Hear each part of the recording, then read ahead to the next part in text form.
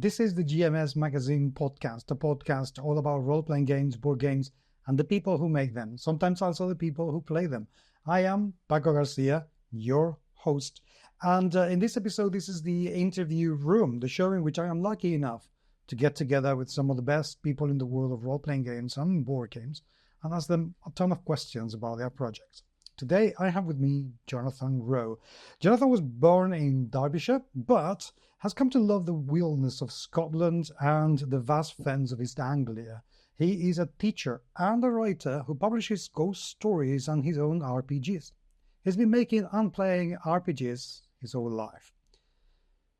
Pete Johnston was born in Tooting, and although I don't have him with me today, I think it's very, very important to keep him in mind for reasons that will become very obvious very, very soon. He was raised on a diet of military history, Greek mythology, and comic books. His earliest drawings were strange reimaginings of the Battle of Hastings with Normans fighting the Avengers. I want to see that film, just so you know. Okay, he studied visual art and printmaking in Wales and learned the traditional techniques of etching and mezzotint, which that's something that we're going to miss when it's fully gone, I can tell you. He's now replaced the printing press, though, with Photoshop and has been a digital artist for well over a decade, designing steampunk, sci-fi, and fantasy figures and scenes for books, games, and software. He's also the artist behind Osprey games such as Heirs of Heresy and Faith and Fear. Why am I telling you all these things? Well, because Jonathan has just published through Osprey, Through the Hedgerow, his very first fully published, as in through a publisher, role-playing game. And I'm telling you because I already have a copy of it. It looks incredible. Absolutely gorgeous. Through the Hedgerow is a fantasy role-playing game of time travel and supernatural adventure, as per the description of Osprey's website, in the hidden world of the countryside. Players become knights of the Briar Company and you're champions of the light, and you're charged with protecting the soul and magic of the land against the agents of the dark. This battle is fought throughout history. So there is an element of time traveling in this game that immediately catches my attention. I love that. And so you get to go from, the Dark Ages and the 17th century upheaval of the Industrial Revolution and Second World War. So you can be either one of the Fae, and maybe you're sworn to defend humanity, or you can be a mortal, you can be a human. You've been, marked by destiny, and you've been taken out of your home and given this mission, or caught up in this struggle. Either of those things. But one way or another, players are going to go through the hedgerow to fight the darkness. But, why don't we just give Jonathan the entry and let him explain everything. If you want to be part of this podcast, please let me know. I would love to have you around. Email me on podcast@gmsmagazine.com, and please do subscribe to whether you're listening to this in YouTube, in Spotify, or any of the platforms where this is out, because it really helps a great deal, and give us a rating. Believe me, it is, firstly, it means a lot to both me and Chris, who makes the podcast with me. It really means the world, but also it helps an awful lot with visibility. So please, just give us a hand.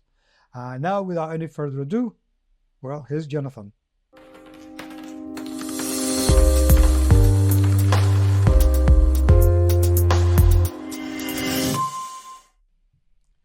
Jonathan, welcome to the show. Great having you here. Second attempt lucky. We didn't need to get the third. Yes. So this is looking gorgeous. Yes. I mean, this is just Through the Hedgerow. It's just looking absolutely amazing. But before we go onto the book and the game and how it plays and all the myriad questions I have to ask you, who are you? I mean, why Well, why are you writing this? Who are let me you? get right down to that. I'm Jonathan Rowe. I'm a school teacher, um, but I've been a lifelong role player and gamer, and I had a childhood fascination, as many people in my generation did, with a certain style of fantasy. And you get nostalgic for your childhood. I got nostalgic for those books. I wanted to watch those TV shows, those movies, those books again. And I wanted to create a game that kind of captured that nostalgia and that romance from certain very kind of successful and inspirational novels, TV shows, and movies from the 70s and 80s. It's Through the Hedgerow your first published game, or have you done anything before that? Yeah, it's the first one that's been picked up by a major professional publisher like Osprey, but I've published quite a lot of things independently since I discovered Drive-Thru RPG and Amazon's service as well. So I've had fun for the last 10 years putting out products under my own name. Yeah. So I could ask you, how did you get, under the radar of Osprey? Because as you said, they're pretty big and they publish an awful lot of games. Oh, it's a funny story, right? Back during lockdown, that strange and ghastly time, I was doing role-playing games online with friends, and I got in touch with some old friends actually that way, and we were doing a classic Dungeons and Dragons adventure, again from the 70s or 80s. But one of the players took on board this character, a kind of child cleric who worshipped a scarecrow and lived in hedges, and he was by far the most memorable thing about that whole adventure. When the D&D game was done, all we wanted to do was continue having stories with that character in it. So I created a role-playing game to to be a kind of venue, a kind of arena in which that character could be explored. This kind of rural waif who was half tramp and half madman and all visionary, and lived in a world of scarecrows and strange menaces in the woods. And I published that game independently as a black hack offshoot, using that kind of David Black's well-established kind of D&D variant rules.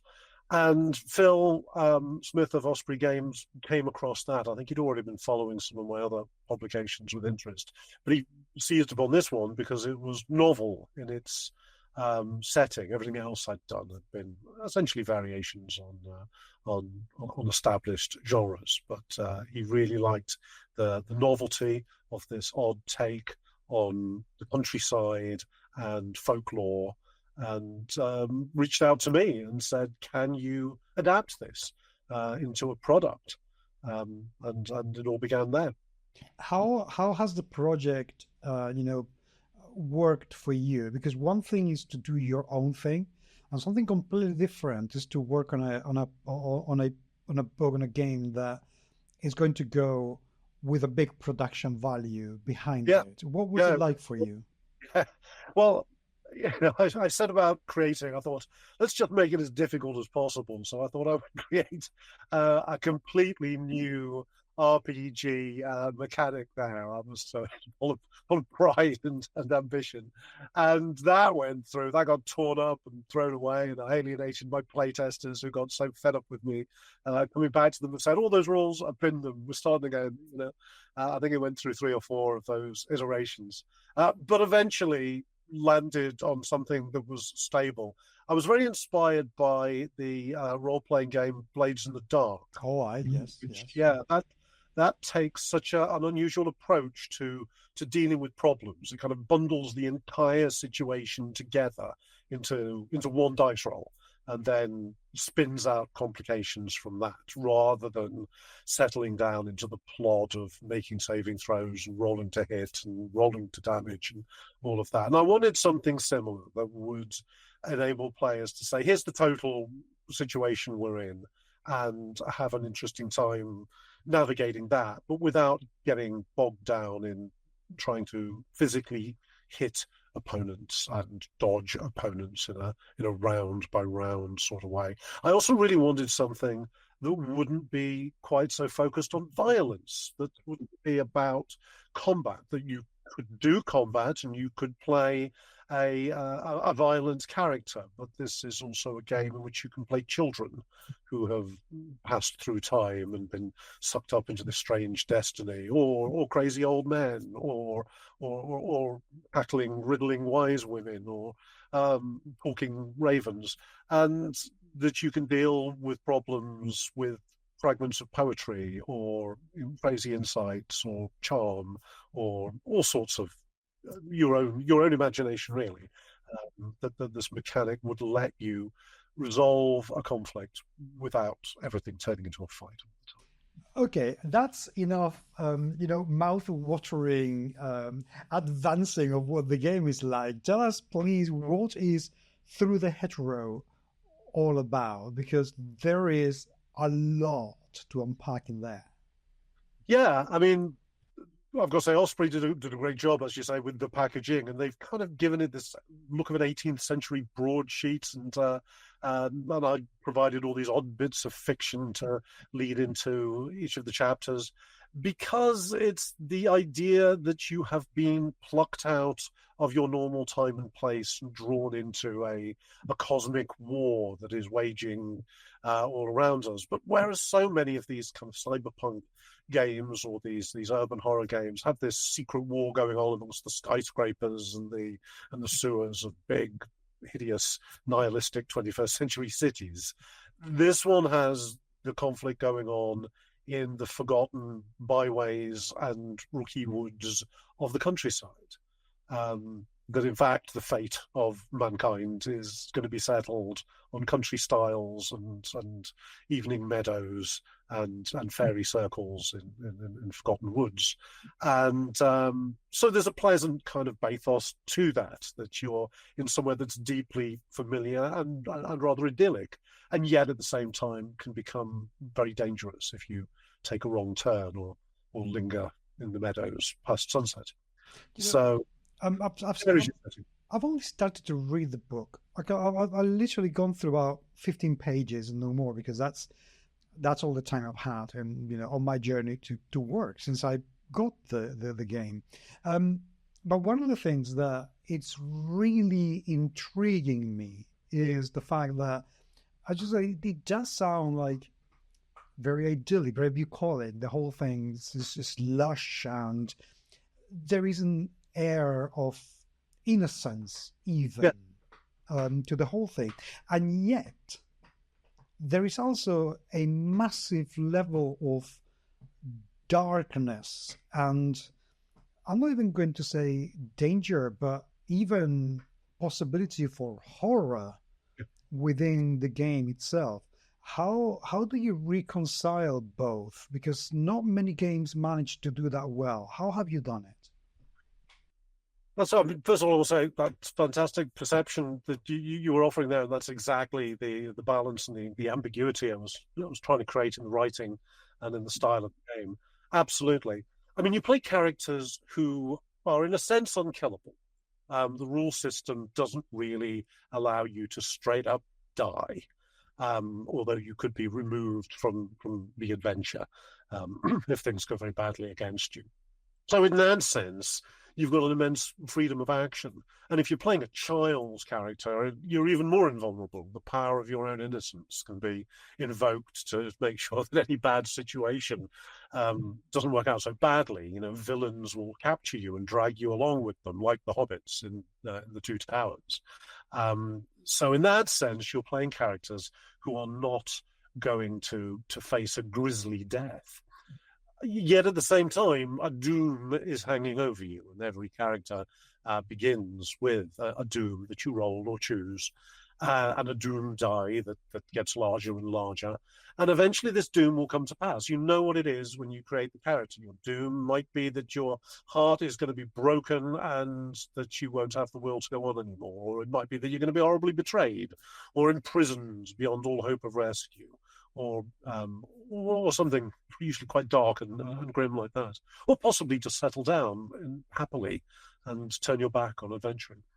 But you proceed towards this doom, and in that sense, your character has a finite span. Something is going to occur, which your doom is up, and you have to speak to the judge, the storyteller, the games master, and work out how in the next adventure you are leaving the drama and hopefully leaving behind a legend that will continue to have relevance to other characters. And you've got to create a new character then, is your story arc is over. So the notion is, you are not like characters in a conventional role-playing game where you try and stay alive at all costs and win through against all odds and progress infinitely towards ultimate power.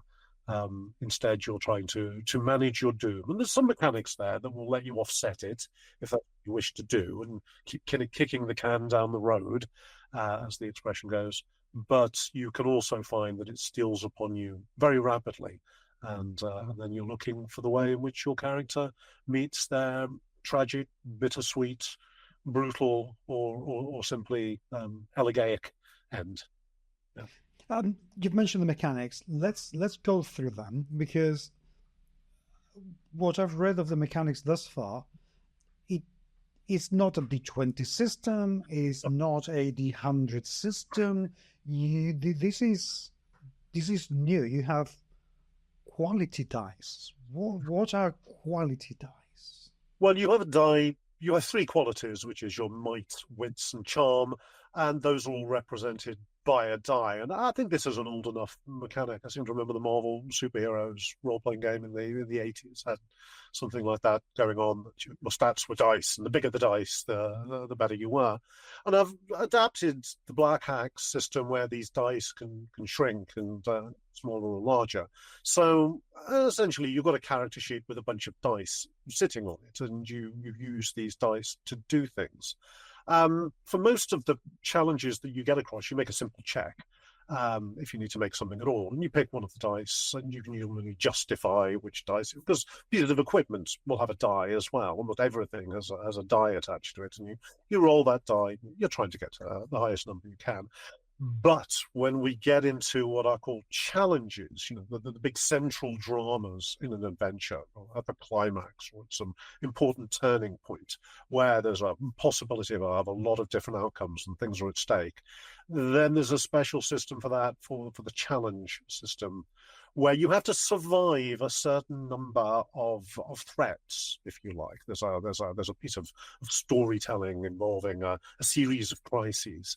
And you use the dice there to reduce the amount of peril your character is facing, almost like a saving throw, I suppose. But once the dice has been used, it normally then has to be put aside and can't be used again. And here's where spells and magic items and character abilities come in that possibly let you reuse dice or have various kind of benefits there. And assuming that you haven't lost all your resolve, which I suppose is the equivalent of hit points, by the end of the challenge, then you're going to be fine. And a relatively short rest will restore all your resolve and get your dice back into action again. But if you run out of resolve, then you face some form of defeat. So essentially, you're trying to run with the story and join in with the judge, the storyteller, in suggesting ways in which this drama could unfold, and suggesting, I want to use my wits die, I want to use my charm die, I want to use the die for my sword, and you're using that to make sure that you can keep your resolve going until this piece of drama is over. So not trying to kill opponents or knock down obstacles, simply trying to carry on through an exciting narrative and be there at the end of it.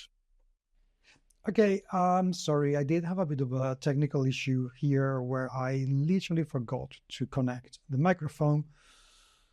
And the question that didn't get recorded was, how does the system in the game incentivates people not to fight, but to find a different solution to any kind of conflict rather than just going straight into battle? For example, a situation might have you all surrounded by feral and hungry wolves in a wintry wood, and the judge might say, "I think this is 3 threat levels, which is quite a lot. You've got to get through 3 threat levels. The wolves will be dealing out a certain amount of peril that comes up, that reduces your resolve so much, a D8 perhaps every level. And somebody could say, well, I'm going to take out my sword and rush at them, and then they'll be rolling perhaps their might die and their sword die, and they're looking for the highest number they can get, and the wolves roll their peril, and you deduct the player's roll from the peril. So the sword isn't killing the wolves. What it's doing is making sure that the wolves don't deal very much peril to you, and you've still got plenty of resolve. But somebody else might say, I'm going to stare into the wolf's eyes and commune with its feral spirit, and assuming that that's the sort of thing that their character could do. And they might want to roll their charm or their wits or something to do with their magic die. And it works in exactly the same way. It means that you don't lose as much resolve, and you get to move through to the next level of the drama in which the wolves stop chasing you or something like that. So yeah, you provide the narrative flourish as a player, and everything works, but you're trying to do things that will let you roll dice, ideally as many dice as possible or as large a dice as possible, so that you don't lose as much resolve. Did you have to meet a particular number of a challenge number, or a number of dice that need to roll over a number? How exactly will it work? Nothing like that. I mean, the referee might say, for this total, and here's the inspiration of Blades in the Dark. The referee might say, right, the wolves are a D8 peril, and they roll the D8, and it comes up a 5, and so you're all going to lose 5 resolve. And then you all say what you're going to do: swing my sword, climb a tree, stare into the wolf's eyes, sing a song about a beautiful wolf queen who fell in love with a mortal man, and you come up with whatever poetical or folkloric moves you like, or just grab a burning branch and start swinging it about to keep them all at bay. And for each of those things, the referee will say, okay, I think that's worth, and you'll get to roll a die. If you roll 5 or more, then you're not going to lose any resolve, because that was what the wolves rolled. They got 5. So if you can just get a result of 5 or better, then you'll be fine, and you can move on to the next chapter of that threat, if you like, the next threat level. But if you roll less than 5, then the difference is the amount of resolve you lose. And once all your resolve's gone, you experience some form of defeat. Okay. How does the game handle partial successes or partial failures? Because one of the things that, as I grow older as a gamer, which is one of the reasons why I don't play D20 systems that often anymore, is because I find the binary, you either get it or you don't, really frustrating. How does Through the Hedgerow approach that kind of situations? Well, on a simple level, of course, if you survive to the end of the challenge and you haven't lost all your resolve, then you've won, and you work out with the referee an outcome. The wolves flee, or they sort of get down on their haunches and stare into your eyes and commune with you and become your friends, or something. You work out a nice narrative outcome. There's a little bit of added complexity that you can build up what I call notches, which is almost like bad luck, and certain capabilities of NPCs and certain features of the crisis might add a certain amount of notches into the bargain, and at the end they kind of bring your success down towards a minor success or a feeble success or barely any success. And you also can generate edges, which is the opposite of a notch, which pushes the outcome into something really good or amazingly good. The simplest thing that people normally do is that you can make one of your dice one size larger by saying, I'll take a notch, which means that the final outcome is going to be slightly less great, in order to roll a bigger die. Similarly, you could roll a smaller die, smaller than you could. Instead of a D6, I'll roll a D4, and then you're adding an edge into things. So at the end of the drama, you look, how many edges have you generated, how many notches were thrown in there, and that'll kind of tell you how to adjust the success on this little kind of sliding scale. The default is that you get a modest success, but more edges could make it into something really quite great, some surprising additional benefit that really moves you on in the storyline when the wolves become your allies. And a lot of notches could mean that you give the wolves the slip, but they're still there howling away. They're going to be back again soon, and you might be facing this problem again unless you can get out of these woods. Okay. Let's move on to another part of the interview because I'm very interested in talking about character creation.